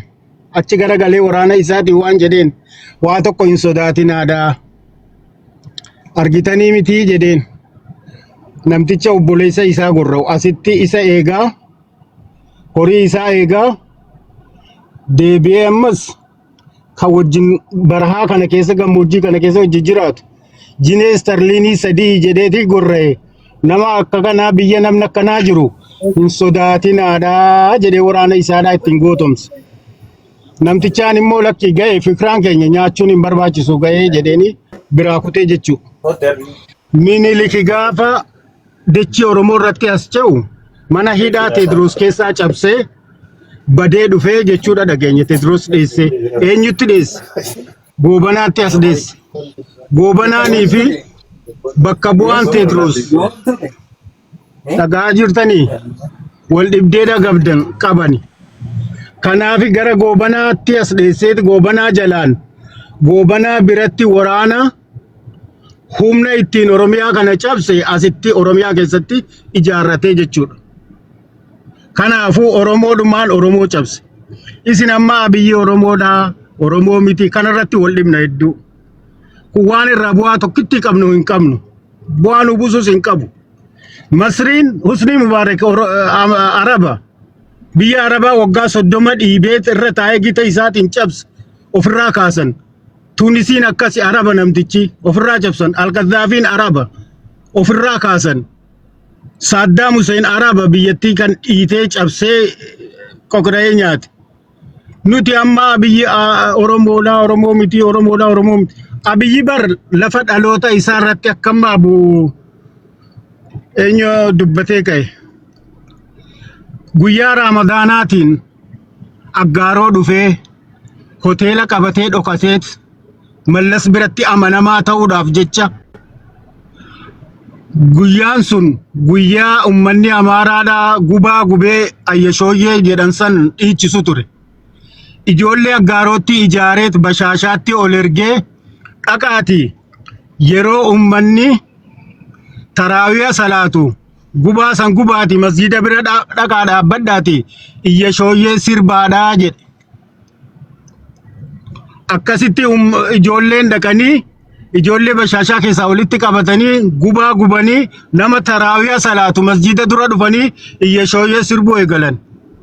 Wagga ijoolleen iyyashooyyee sirban ummanni masjidaa gadi yaa'eeti maal bakkatti sirbitan dhabdanii dhuftanii asitti nurratti sirbitanii. Qurxaadhaan wal kaasanii dhukkee walirraa kaasanii achirraa ka'e dubbiin fagaattee bataskaana gubbuu fi keessi maal gochuun sanirraa dhufu. Sheemaamman nama jedhaman as Makkaan na bira turan. Waggaa 15tti murteessee hiisise. San booda Mallas isa amanee dhaabbata basaasaa inni keessa hojjetu hojjechiisuudhaaf Dabuub Afrikaatti isa ergee akkasitti barsiifatee jechuudha. Abiyyi akkamitti waraana seene kan jedhamu immoo abbaan Abiyyi haadha isaa namni keenya namni xiqqoo harkatti waa argate kun bakka magaalaatti achi siqee nama biratti lulluuqqatu barbaada. Bifa sanaa walitti dhufan dullattii saniin. Erga ijoolleen kun argamtee qaallichinis خلاص maatii heddummeeffatanii ka'anii xiqqoo akka waan dhiisuudha ta'ani. Sanirraa ka'uudhaanii magaalaa jaraadhaa kutaan 7 fi 8 hin jirtu ture. Ijoolleen achirraa yookaan gara geeraa deemanii baratanii yookaan aggaaroo dhufanii baratan. Abiyyi kutaa 7 baratee kutaa 8 nama isa barsiisu dhabeeti mufannaa walitti qaban. Kana keessa dargiin kufuun wagga dargiin kufee jedhu xiqqoo isii bakki sun naannoo mooraa waraana keenyaa ture. Abbaa isaa kanaa fi abbaa Zinaab nama jedhamantu wofcoo minaan daaku kana walii qaban turan. Sanirratti wal kayyananii wal dhibuutti turan. Sababa saniidhaa jarri abbaa Zinaab sun dhaqanii jara abaa'otti himatanii akkana jedhaniin. Kana keessa walafaa wal ba'anii Kadirooni qabamee kara geeraa ol deemee achitti xiqqoo si gaaga'ame. Kunis mufaatii kan biraa lammaffaa itti fideeti Tigiree yeroo san dhuftee biyya seentu jaajoftee karatti gortu wallaaltu. Abiyyi abbaa isaatii fi nama abbaa jedhaman kana gaabbuma fiixaa kana abbaa jennuuni nama isa barsiisu dhabee mataan garagalee barmeelii aggaaroorra barmeelii ta'a walitti dhufan. Tigiree yeroo san namni siin barbaadu tokko shamarran fuula babbareeddu. Lama ijoollee xixiqqoo waggaa 10 gadii waggaa 12 13 kan waa himtuuf kana barbaaddi Tigireen akkasitti isa kana argatan. Inninis faxaanaadha achumaan keessa seene basaasaan wallagga kanaa fi dhiya shawaa kanaa fi kana dirgim godhaa ture jechuudha. Sanirraa as deebi'eeti amanummaa jeneraalota biratti argachuudhaan dhufee Abiyyi Mallasaa biratti amanummaa argachuuf bashaashaatti dhaqee gochaa san hojjetee jechuudha. Akkuma Bakar Waaree ilmaan adeeraa isaadhaa biyyatti irratti hojjechiisan Abiyyi immoo kanaaniyyi nama ajjeechisiisee nama hiisisuudhaan Mallasaa biratti beekamtiidhaa fi amantummaadhaa argatee jechuudha. Namni hamma Abiyyiidhaa Oromoo jibbuun jiru addunyaa kanarra. Jaallaa jibbaa Abiyyi yoom OPDOtti gale erga OPDO laaffattee garii dhiiftee manatti gaggaltee garii mosirnuma wayyaanee kanaa jibbitee qabsoon qeerroodhaa socho'ee finiinee jedhee dhufee OPDOtti gale. Akkamitti OPDOtti gale? Abbaa Duulaa jala galeeti ijoollee Abbaa Duulaa fuudhee bakka bashannanaa geessuu ijoollee Abbaa Duulaa gammachiisuu kanaan Abbaan Duulaadhaa harkisee fidee OPDOtti galche malee Abiyyiin duraan basaasa waraanaa wayyaanee ture malee OPDOs quba hin qabu jechuudha. Bakki inni itti beekaadhaa nama colleedha jedhanummoo kitaaba tokko eebbisuu dhaqe bakka gaafa ministeera saayinsiitii fi maalii kan yeroo ture kitaaba tokko eebbisiisuu dhaqe intaloon gaazexessaan tokko namni kun utuu muummee ministeera biyya kanaa ta'e sila biyya kanaa gaariidhaa jetteeti miidiyaa wayii irratti dubbatti. Akka sanaan dhaqee Izeemaan kaadhimattee Izeemaan fiddee naannessitee OPDO keessa galfattee kanaan Abiyyi Ahmad Ali kan jedhamu kun muummee ministeeraan irratti ta'ee jechuudha. Bifa gabaabaan kanu yoo dheerina isaa barbaaddan immoo walitti baana baali lamaan. Naannoo inni itti dhalate kun naannoo akkamimmoo yoo jettanii naannoo sabboontonni Oromoodhaa kan akka Baaluleessaa Innaangiyaa kan akka Dr. Moggaa Firrisaa Rabbi Rahmataa godhuu fi Dheengadda Du'ee kan naannoo akka sanaati. Naannoo gootowwan Oromoo kan akka raayyaa Dheengadda Du'ee ammas raayyaa tokko raayyaa Abbaa Machaa sun ta'in raayyaa Abbaa Fiixaadhaa goota wayyaanee afaan qabachiise. Kan akka Mans Nagaash jedhamu tokko IFLO keessa ture Saamoraa Maashin Jeneraal Misraaq Izzii ture beekuun ooltan isin. Saamoraa Maashiniin antee ineen tigallaalleende namticha jedhee qubatti raasee quba funyaan kaa'ol dhaqee jennaan Saamoraan goota akka kanaa dhiisaan ajjeesinaa jedhee waraana isaadhaarraa hadhatee jechuudha. Raayyaa Abbaa Machaa kun amma jira ragaanii ta'a. Kan akka kanaati jechuudha. Nuti aslan wal beeyna akka gaariitti naannoon sun guddinumarraa yeroo kaanu eenyu faashina Amaaraa hordofa eenyummoo ijoollee qe'ee eenyuti jara kanatti irra maxxana abalu eenyutti maxxanee guddata. Namni ni beeka guddinarraa. Kanarraa jira. Kanarraa akkasitti dhaqee Abiyyi Ahmad keenya maatii Amaaraa keessaa is horatee reefkas lafaa baasee nurratti muudee waggaa 1,000 isiniin cabsa jedhee Xilaa'u immoo eenyu agaraa xiqqoo ishee afaan Oromootiin haasa'illee jedhee jarumti nuu kadhatanii nama akka kanaati Abiyyi Ahmad. Kanan isiniin jedhaa isinitti dheeressuuf dhiifama galatooma ulfaadha. Okay, gaamalaan namuu useetti wal dhaggeeffachuu jiraame muut godhadhaa usaa dhaggeeffadha. Lammii galatoomii wanti ammati haasofte kun dhugaadha. Mee isa kan abbee isaatii tuura deebite gabaabsitee abbeen isaa yeroo sana achi naaftaa gurguraa ture kaasee kan jedhamu. Maal gurguraa ture? Naaftaa gurguraa ture guyyaa gabaa. Dhugaa rabbiitti abbayyeen isaadhaa nama qotee bulaa naannoo saniitti hin beeka malee ani naaftaa gurguruu isaanii hin beeku laane. Kaaseen abbeen isaa inni dhugaadha. Abbeen isaa kaasaa ilaale bakka kanatti Ijoolleen akka namatti godhadhaata. jiru. meeti qote Oromummaa namni namaan kan namarraan fudhatan. Haasofnee abbaa qubeetu calliftee gaarii. No, waan hin beekne haasa'u jirtan irra. Waan hin beekne irra haasa'e. Amma isaan kun mee lammii kiyya abbaa kiyya mee xiqqoo naa obsa. Isaan kun geeraadha. Ani guumaadha. Dhaggeeffadha. Isaan kun abbaa kiyya ta'uu ani ilma isaaniin ta'a. Ilma abbaa caalus ni jira. Waa'ee abiyooti gadi fageenyaan umurii kiyya xiqqaa ta'u wajjiniin sirriittan nama qabrii ofii beeku. Nama amantaa ofii beeku, nama Oromummaa kiyyaan boonu, kan abbaa fiixaa akka inni hin taane dhibba uummata Oromootiin mirkaneessa. Osoo shari'aan na daangessu, shari'aan akkamitti na daangessu? Balee isa barlaale amma ati gowwoomee kee ilma namaa namitti kana nurraa buusi uumaan. No. hin dandeessu Isaanii beektaa isaanii waliin gandaa isaanii waliin. isaan irraan beekee yaa isaan irraan beekee jimma waliin dhaladhu ilma namaa beekuu hin dandeessu. Gaara murataa isa hin beektu waan gaafa dhuudha gabaatusi. Kun dogoon kun afaan jimmatti dhalateef waliin beekuu hin dandeessu. Lammiin kun ni beeka waa'ee isaa. Lammiin kun Achinis karaa hawaasa kanaa ol boon kee dhiyootanaati calbii dhagaa. Ilaali amaan sagalee kee dhagaata. Wanti Abumaahir jedhu dhugaadha. Wanti lammiin lafa kaa'es dhugaadha. Maaliifan waa'ee Maaliin fidhata xiqqoo si amaan ifaan irratti dhumaa jiraafani. qoy Abumaahir tokko abbee isaa maqaa isaa wajjinan beekan Kaasayeedha jedhama. Bashaashaatti guyyaan torbanitti gabaan jiru barmeeliyaan naaftaa fideetu warra kurraaziidhaaf bitatanitti naattaa nama gurguru ture. Abbeen Abiyoot dhugaansaa Kaasayeedha. Kaasayeen kuni harka adda bilisummaa Oromootti kan inni gaaga'ame. Obboleessaa Abiyyii dabalatee. Okay? Amma inni harmeensaa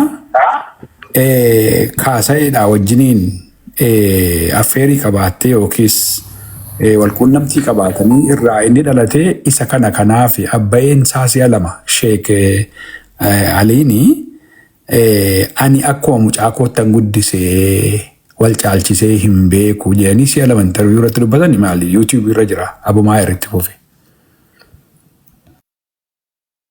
Namoonni tokko waan na dhowwan wayii qabu.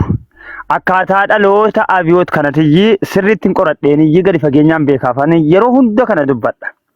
Namoonni tokko wal qabsiisanii kan na dhowwanu hadiisa keessatti ergamaan Rabbi sallallahu alaihi wasallam akkuma adeerri keenya tokko yeroo duraa waa dubbate jilbaa olii gulantaa olii moo waallee kanuma abbaa sanaatii jedhan. Al waladu lil firaash namni biraa irraa argatus yaadha manaa keetii irraa. Ilmi sun yookaan intalli suni abbuma nama bichuma abbaa manaa sanaa waamamti waan jedhamuufiyyi wal daangessuun barbaachise. Isii kanaan daangeffamuu ni dandeenya turre. Otoo dhiibbaa nuti godhaan jirre namni akka isaa hedduutu nu keessa jira waan ta'eef. Kana biyyi baafnee dubbachuun immoo dirqama ragaadhaan wajjiniin. Abbaan fiixaa haadha isaa fuudhanii ijoollee lama argatan. Hangafti Kadiroo ittaaneen tala durbaati. Wal dhaban. Silumaa bashaashaadhaa ka'aniiti aggaarotti dhaqanii fuudhan. Osoo daadhii achii dhuganu isiin naggaadee daadhii farsoo waan akkasiiti. Isuma ammoo haadha sanas immoo beekuun dirqama. warra Oromoo qulqulluudha jedhuun haati Amaaraa isii qurruxxiidha malee makaa wayillee hin qabdu. Tole erga isaan wal dhabanii gara haadha manaa bashaashaatti deebi'anii si kan dhiisanii osoo isaan gad hin dhiisin namtichi kaasa'ee jedhamu ammaa kun itti gale. Namtichi xabaqaa mana murtii keessas ni hojjeta. Adeemsa keessatti galee osoo wajjin jiraatu ulfeesse.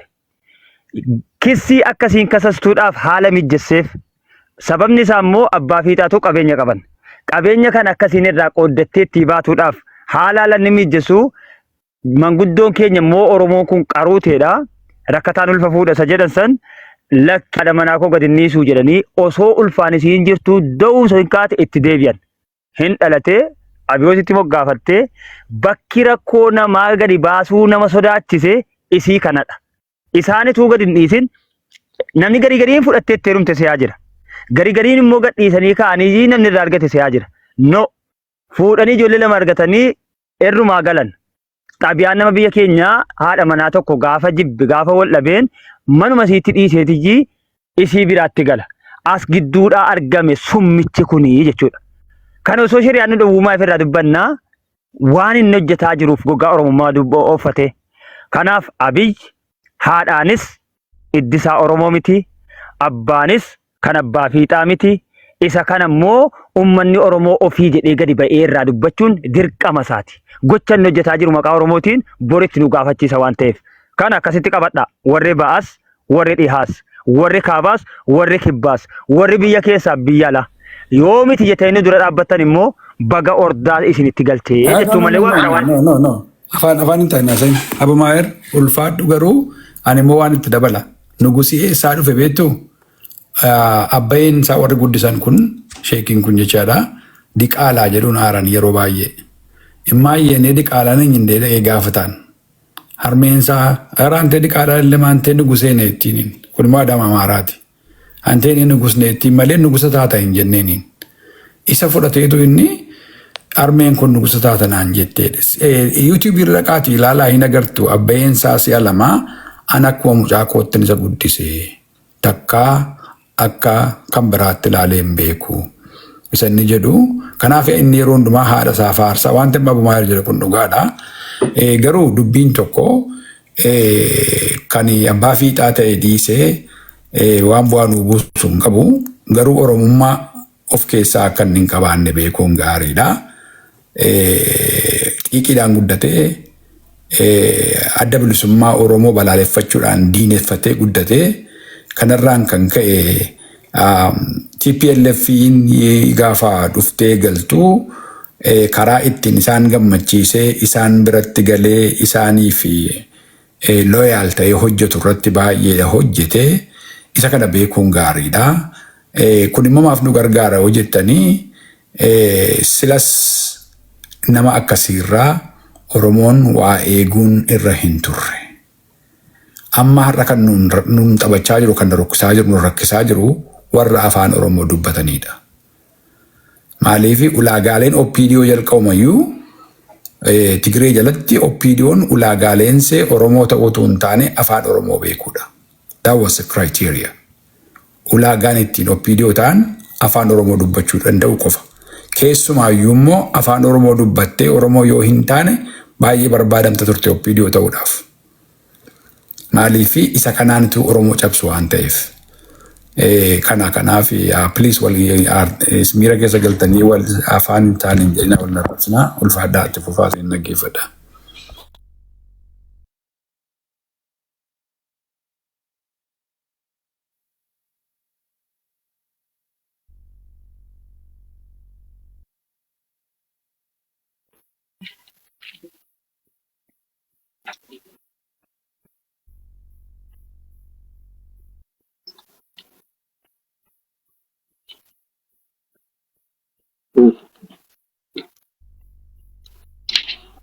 Eekiin kaleessa walii galee Oromoo cabse nurratti hin faarsinaa Oromoon kutaa biraa yeroo hedduu kanan dhaammadha waa'ee Abbaa Jifaari yookaas Mahammad bin Daawud.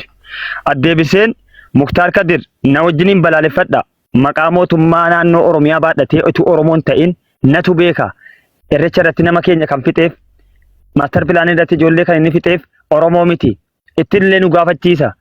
Abiyyi Oromoo miti. Kanaaf akka isin godhaa jiraanne jedhamu Oromummaa sinnuu kennaa sinirraa fudhata. Harargeerraa kaanii Walloorraa kaanii isa kanaafi nama aarsa. Inni tokko gubatee dubbata dhugaa. Inni tokko immoo ituu hin beekin afaan si cuqqaaluudhaaf gaafa inni dubbatu iyyuu si aarsa. Dubbii Oromoon irra keessa jiru nama naarsu yoo ta'e waan biraa daldalarra jira manatti fakkaataa yoo akka bumaa hiritti. Kanaaf yeroo biraa walitti deebina jabaadha. Rabbi nu haa bilisoomsu. Rabbi bilisummaan nu uumee ilma namaatiin gabroomuun kun xiqqeenya Rabbiin birattuu jibbamaadha kun. Rabbi bilisa godhu. Odoo bahin gaafii takkasin gaafadhu laata? Hayyee. Abiyyi kuni odoo... Amma mahir hin deebisin gaafii tan. Maaliif dura gaafachaa maaliif hin deebisin? Gaafatu. Jechi gaafii dabar. Gaafii gaarii miti. Maaliif? Gaarii miti gaarii miti. Gaafii hin deebisu.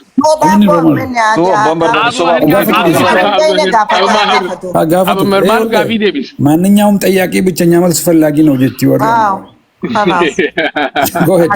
ማልጀች ወነከና ማኒ አከነታ ሳዲ ኦሮሞዳ ቀፍሳውኒ ጋፊን ጋፈትኒ ዴቢን ዴቢስ ኖ ኖ ጋፈዱ ሲንጀነ ጋፊ ጋፊ ati gaafadhama gaafite what's the point abumaar gaafin ani gaafadhu Abiy Ahmed jidduudhaan dhalatee jedhani abbaan fiixaa hangafa Abiy Ahmed hangafoota isaa haadha Abiy Ahmed irraa lama eega dhalchee booda jidduu kanatti dhalatee jedhe amma akka dubbatetti jira.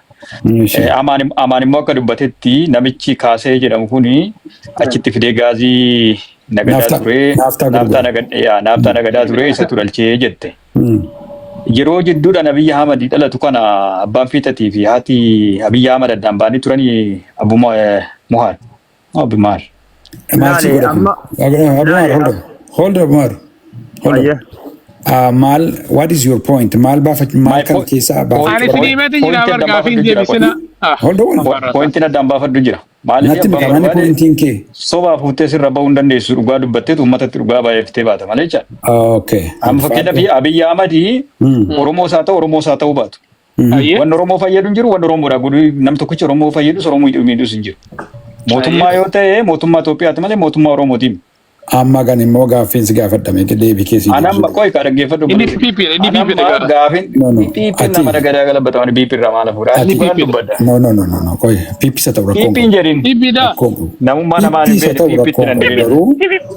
Ati amma quuqamni Oromoo sitti dhaga'amaa meeqa naa deebis. Maamnatti hin dhaga'amu. Oromoo makaa hin qabne. Waggaa torba kana keessatti wanta Oromoon ta'e dhukkubbii isaa kana fiiliin goota. Maaliif ani godhu? Okay, kana erga goote kooziin maddi kanaa burqaan wanta kanaa Oromoodhaaf warri amma of ijaartee maqaa mootummaa kaabbaa mootummaa jedhu uffattee uummata keenya alangaa du'aatiin garafaa jirtu duguugaa jirtu beelessaa jirtu itti qoostu keessa baatee itti qoostu kanaa rakkoon isaa eessaa dhufe jettee yaaddaati. Rakkoon isaa siraata biyya sanaati. Sirna bulchiinsa biyya saniitu jalqabumarraa kaasee Oromoo irratti ba'atee Oromoo mitaa'eera malee nama dhuunfaa tokko. Very good. You're doing a good job. Okay, sirni suni eenyuun qabatee Oromoo cabsaa jira? Sirni suni jalqabumarraa kaasee Minilik irraa Haile Sillaasee darbee Mangistuu darbee dhufee Abiy Ahmed bira gahe wayyaan irra darbee jechaadha. Gidduu kanatti Oromoodhaaf tolee hin beeku sirni kamiyyuu. No. Isa beenu nuti dhimma nama gaaffii duwwaa deebisi dudduubatti sin deebnu. Har'a most recently at this moment sirna kana keessa taa'ee sirni kuni eenyuun Oromoo dhaanaa jira. Eenyuun inni jedhu suni nama dhuunfaa tokko bicha taasisuu hin qabdu barra. Abiy Ahmed akka hooggansaatti aangorra jira eeyyee. What is all this all over your clothes? Okay. Amma eessaa dogoggorteetti fakkaate beektaa? No, dogongortee ilaali. Ammaan siimeetiin jira. Ammaan siimeetiin jira bar. Piippiin beekaa. Haa ta'u rakkoo qabu. Amma wantan kana isaaf utuu hin taane oodiyansiin gajjallaa dhagaa jiraniif dhugaa walitti himnaa waan jedheef jecha dhugaa jedhu waan jedhu of fuuldura qabee kaaseefan kaasaa jira. Ilaali. Eega dhugaa jette dhugaa jechuun ilma waaqaati. Dhugaa jechuun Kiristoosii. Eega waa'ee dhugaa beektee dhugaan jiru sila waa dubbadheen tureen. Sirna kana keessatti kiraateriyaa dhumti ittiin Tigireen uummata Oromoo cabsite nama afaan Oromoo haasa'uu beekutti gargaaramteen jedhe. Amma iddoo olaanaa aangoo olaanaa irra kan jiran PP keessaa yoo laalte tokkoon completely Oromoo miti, tokkoon walakkaadha. Tokkoon immoo madaala qabu. Tokkoon immoo Oromoodhuma ta'ee abbaadhaanis haadhaanis Oromoodhuma ta'ee dhiigaan Oromoo ta'ee Oromoodhaaf kan hin yaanne humanitiin kan itti dhaga'amu. Maali warra dalaa kan walitti qabdee akkasitti waan Oromoo haasawatan 24 hours 7 day. Dabarsee kan gurgurutu jira jechaadha. Haadha manaa isaallee dabarsee namaa kan kennitu jira jechaadha bilisiginnaa kana keessa. Kanaafi wanti Abiyyi Ahmed Abumaayir dubbate sin gaddisiisin sin aarsin. Maaliifan kana siin jechaa jira? Amaan mee asirratti waan takka hubadhu.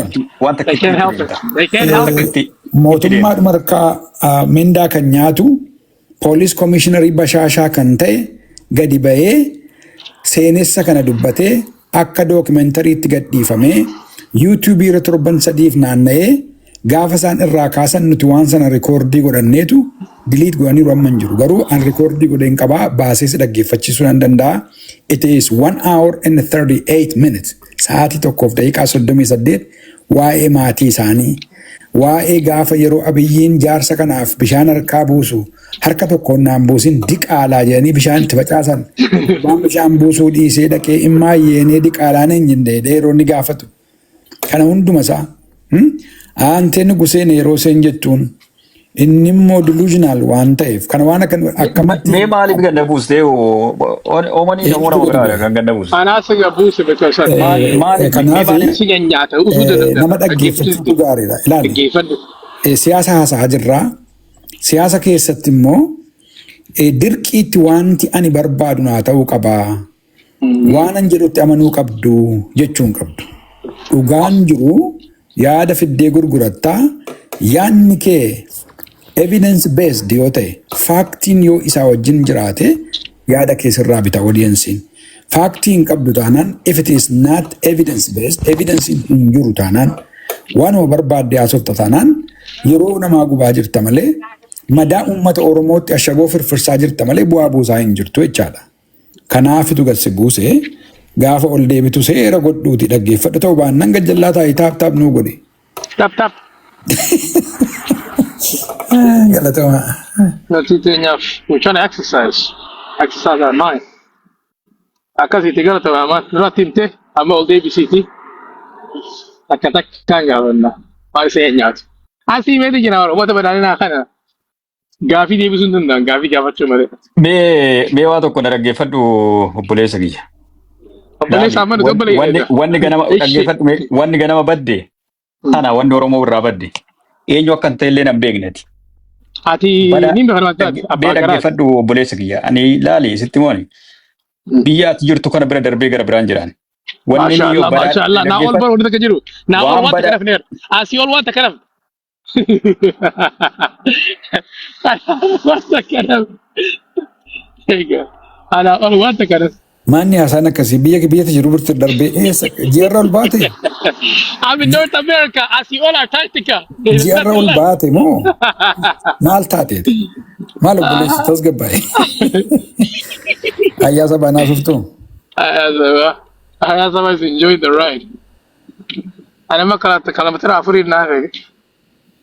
I'm jogging, nigga. Are you walking? I'm walking. I'm going for a walk a little bit. Trying to get the fresh air. Alhamdulillah. Garana nyaata ne umani barana kun.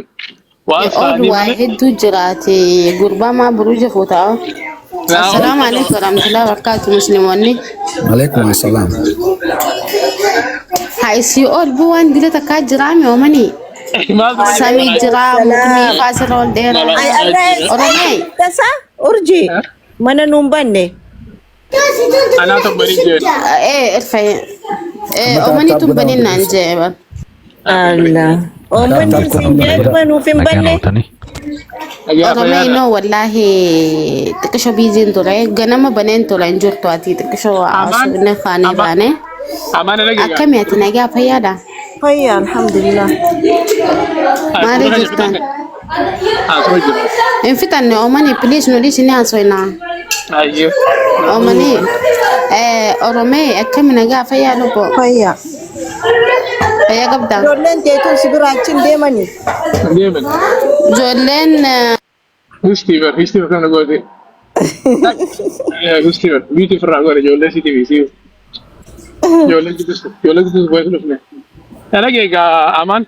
Murtiin kunis warra gaafa PP'n biyya fudhatte fiigee Yuurop irraa biyya dhaqee Prime Ministeraan taa'ee qollaa galee soffaadha. Abuufan takkaa biyya hin dhayne. Ani amata 20 biyya alaa jira. Amata 10. I think akkan amata 15 duraan akkan high school irraa beetti dhaqee torbaan lama taa'ee deebi'e. Yeah, right. Nama simbiirratti. Wallahi biyya dheena amata Kanan tokkolleen Oromoo keessaa akka biyyi nugusaan taa'in jenne. Ta'uudhaaf ani amma jimaata dhufuun ta'an. The next Friday, not this one. Next Friday, not that. Aboyawi, Hati promised season. I think the mother never promised.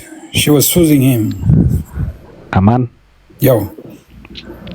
Wanita kabete tanamni hundi beeku yeroo ammaa sanatti ayyam tokko warra amma biyya bulchaa jiru kana filatee haacha kaayatan jiru. Gaafiin yeah, that's reality. San namni hundi ni argasi galee paarlamaa keessa wannicha keessa heera tumna jee ummata bakka bu'ee rakkina ummata sanii furuudhaaf achi dhaqate kan jiru. Ka ummanni dhimma keenya ni hubataa nu keessaa bahee jee achitti ergate kan jiru. So heerri ummata fakkaatu inuma hin tumamu san namu achi laalee numa arga amma torba booda jechuudha. So gaafiin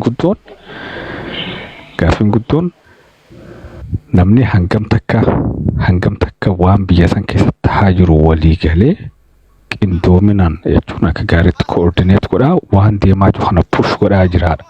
Rakkoo biyya san keessatti argamte humnaan agarsiisuudhaaf qindoomina takka hoonni jiraame humna jabdu takka agarsiisu barbaachisa. Ta waraanaa qofa osoo taane ta siviilaatis ta ummataatis jechuudha bakka hundatti gara barbaachisan. So ni agarra jarri garuu akkaataa itti aangoo isaaniitirraa attention divert godhan yeroo garii waan ummata arabaa takka naannoo arabaa keessatti deemu sanaan ummata divert godhan jechuudha. Oromoo gosaan naannoodhaa adda qootanii yeroo garii ammoo akkuma Moyyaalee fi ummata Somaalee jidduutti godhaa jiran kana yeroo isaanis jira dhawaatitti mucayyoo garaa qabdu akka namni osoo namu argu jechuudha osoo fannin jechuu jiru sadarkaa lafa hunda mooraa takkaaf akka dabarfamee kan namu godhanii ilmoo namaa osoo ummanni argu jechuudha mataasii adda dhoofanii osoo warri hoggansaa achi jiru naannoo hundaa jechuudha naannoo Somaalee naannoo lachuu jechuudha naannoo ollaa lachuu osoo achi jiru jechuudha akkasii wajjin ummata kana jechuun tuffii jirtu sanii ol ni jira miti waan takka godhuu dhabuu ummata san qabbaneessuu dhabuu nam tokko gabbahee dubbachuu dhabuu fi dirmannaa nam tokkollee mootummaa keessaa gabbahee waan takka jechuu dhabuu waan dila takka argitanii beektaa garuu waan mootummaan hojii ture eenin arge mootummaa keessaa ukaa namni mootummaa kan Oromoo ta'e wanni kun sirratuu qabaa. Juwar Khadiricha dhaabbachuu ture jaan gizee qawwee namichi bittiin godhu. Hoggansa federaalaa hundicha jira jaan hoggansa federaalaa hundicha jira. Eegas booda silaabar namni ilma Oromoo tokko dhiigni namaa tokko ganna qabee haqni san bahuu qaba si garee at least irratti qaba. Murtii maati poointii gaarii rakkaafte thank you laal maal sitti fakkaate anamma siikii asitti ta'ee mana gadaatti gadi dubbachaadhaan ture. Biyya Itoophiyaa jedhamtu kana keessatti the worst case article 15 eeguutu irra ture. Article 15 maal jedha? Article 15 of Ethiopian Constitution. Right to life. Beautiful. I like it states that every person has a right to life. To live. No, life, right to life. Right to life, but not to live. Okay. Right to live in sentences as right to life in akkanni article irratti barreeffamee jiru sisteema. No one can be deprived of their life except as a punishment for serious criminal offense determined by law. Kana jechuun mirga jiraachuu namni biyya sana keessatti qabaa jedha article 15. Yeah, why constitutional aman? Google gootanii ilaaluu dandeessu. Maal jechaadhaan jira biyya sana keessatti benefitii mataa isaaniitiif wanta lama tokko akkuma ati jette namni filatee akka mootummaatti achi kaa'e tokko hin jiru. Inni lammataa warrumti achi jiran keessaa namni dhugaadhaaf paartii masanatti iyyuu amanee manifeestoo isaaniitti amanee itti galee hin jiru. Nama tokko duwwaa ture. Nama Taayyee Danda'a jedhamu tokko inni dhugaadhumatti quraanumatti fakkaatee yookiis immoo jecha rabbii itti fakkaatee wanta itti fudhatee itti galeera dhugaadhumaan. Kanarraa kan hafe hundi isaanii hannaaf nyaachuuf saamuuf aangoodhaaf kan achi dhaqan waan ta'eef lubbuu namaa hamma mukaatti illee hin lakkoofne muka see dhaaban chiginyii see dhaaban sanatti illee hin lakkoofne. Kun ta'ee gaafa jiru Oromoon dhukkubbii guddaan itti dhaga'ame tokkummaadhaan ka'ee jara kana ofirraa buqqisuudha qabaachuu barbaadeen. Yaa sanduuqaadha waa'ee konstituushinaa irratti amaan konstituushinni beektee walii galtee warra legitimeesii qabuuni tumama. Biyya teenya san heerri amma dura tumame waa'een konstituushinaa ifi konstituushinaa amma irraa dubbachaa jiru guddisee zamana wayyaanee tumame.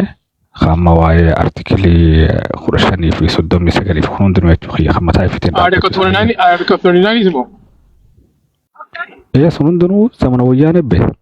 Tana jechuun yeroo sanis tahee ammaas yeroo sanis tahee ammaas namni uummata san bakka buufatee achi keessa kaayatiin jiru si garee paarlamaa keessa. It's like amma fakkeenyaaf hangaasaa haa fudhannu. Inni asumarraa sagalee waan qabuu fi isa Shemusaa So'aalaa warri akkana fakkaatu paarlamaa san keessa jiran hundinuu jechuu xiyya. Kanaannoo hundaatu namni bakka isaan buufatan jiru warra akkanaatiin tumamaa jechuudha. Tana jechuun heerri tumamee fi uummanni achi keessa jiru sanuu beezii takkaa'u legitimeesii jabaa hin qaban seegalee fudhatama hin qabanii jechuu xiyya. Maaliif yoo haqarratti hundooyte filannoon haqaa gaggeeffamtee namuu nama amanuun bakka buufamee biyya san keessa dhufe hoggaasanii heerichi keessaa bahulleen legitimeesii argata hoggaasanii olaantummaa seeraa jettee itti amanta jechuudha. Uummanni illee hoggaasan itti amana jechuudha. Kun hin jiru. Kun sirna dantaa warra alaa eeguudhaaf namoota hanga tokko qubaan achi keessatti guuranii warra isaanirratti dippendi ta'u jechuudha. Warra isaanirratti hirkatu kan isaan malee dhaabbachuu hin dandeenye. Sirna gabrummaa zamanaa jechuudha. Dur beetee waraanaan dhufanii si gabroonfatan. Zamana ammaan tanaa kana namni that's very expensive by the way. Namni akkasitti dhufee si gabroonfatu hin jiru. Wanni isaan godhan nama achi keessa kaayatiin lookaalii maallaqa xiqqashaadhaan haayar godhanii baajata waraanaa qofa baasanii sin gabroonfataa jiran jechuudha. Uummanni hedduun tanan huban. Gaafiin yoom namni tana hubatee bakka takkaa waliin ka'ee jechuun jijjiirama barbaachisu fidee haqasaa falmatee biyyasaa sirreeffataadha. Osoo displacementii'n guddaan argamee namni hedduun beelawee biitii miskiinoytee warri ala jiru kunillee gargaaruu ni jiraamte beelawee gargaaruu hin dadhabne jechuudha. Wanni guddoon tana maachiftu by the way tana warri amma angorra jiru kun warra biraatu achi kaayatee namni uummata kanaaf dantaa takka qabu hin jiru. Namni uummata Oromootiif dantaa takka qabu hin jiru. Representation hin qaban bakka deeman hundatti ilmichi keessa jiru irra hedduun ka'ati wajjin dubbatte biyya san keessaa bahuma fadha. Representation hin qaban hoggaas jiru waan Yemen keessatti tahaa jiru laali. Waan karaa Liibiyaatti tahaa jiru laali. Oromoota mana hidhaa Saawudii keessatti rakkifamaa jiran laali. Nama lubbuu Oromootiif gatii takka qabuun argitu. So saniif I think coordination guddaa barbaachisa. nama tokko qofa eeguun takka warra siyaasaa qofa eeguun furmaata fiddi jee hin laalu. I think